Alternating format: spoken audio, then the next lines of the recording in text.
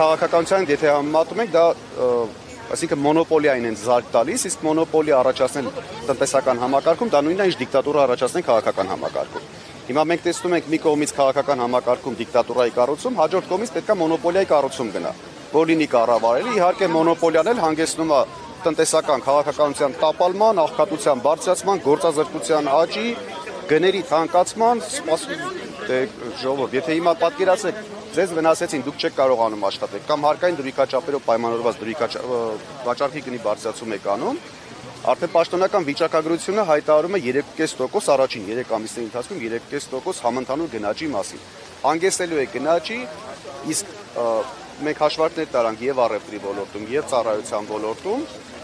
շատ դեպքերում փոքր բիզնեսը եւ արտադրության ոլորտում հավանականություն կա փակման, այսպես վտանգների։